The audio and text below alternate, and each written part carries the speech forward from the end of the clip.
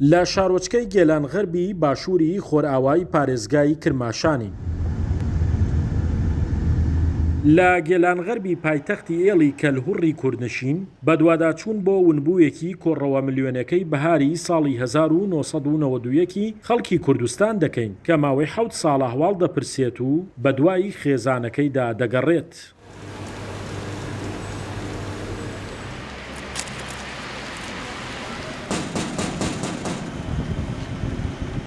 لە گەڕەکی شەید حسێنی گێلان غەرب مەعسوومە میربەگی دەدۆزینەوە. باسی ئەوەی بۆ کردین بە منداڵی و لە کۆڕەوەکە لە ئۆردۆگای تەنگە دیار لە کەسوکاریدا دەبڕێت و چارەنووسی لێرە دەگیرسێتەوە.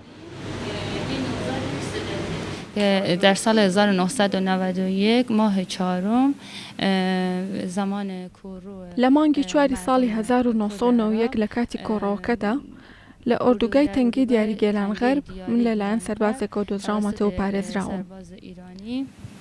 پیدا شدم و منو به پاسگاه مرکزی گیلان غەرب تەمەنی 2 مانگ دەبێت مەعسوومە لەلایەن سەربازێکی پاسگای ئۆردوگاکەوە دەدۆزرێتەوە و دواتر پەروێزی میربەگی و فەریدەی سادقی کە خەڵکی کرماشانن هەڵی دەگرنەوە و وەک منداڵی خۆیان گەورەی دەکەن. بۆ بەقەڵ سەربازێک بی وەد وە ئۆردوگا وردمەسەی توان بۆمێ شێرخارگا منیش تەماشای کردم مهری نیشتە دڵم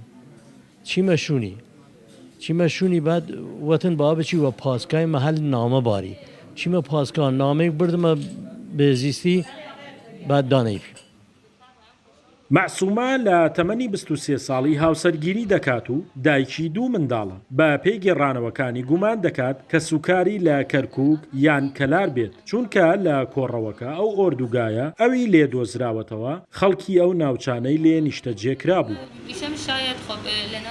مردمایی که تو اردوگاه بودن شهرهای مختلفی بودن از جمله کلار ئەو ئۆردوگایە خەڵکی کەرکووک و کەلار و چەند شوێنێکی تری تیا بوو. من نازانم خەڵکی کامیانم. ئەمەوێ هەر چۆنێک بێت خێزانەکەم بدۆزمەوە. پشکنینی دیەنەی ئەم خاتونە دەگەیەنێتەوە خێزانەکەی و ئاژانسی ژنەتەکی ئێرانیش لە تاران بەڵێنی داوە و پشکنینە بێ بەرامبەر بگرێتە ئەستۆی خۆی. 31 ساڵە لە ژینگە و خاک و ئاوی گەیلان غەرب و کرماشان گەورە بووە و دەژی. بەڵام لە ئەمڕۆدا زۆر پێویستی بەوەیە خێزانی ڕەسەنی خۆی بدۆزێتەوە و لێرەوە پێیان بڵێ من عاشقی 2 نیشتیمانم کە ئەویش ئامێزی ئێوە و خاکی باوبا پیرانمە.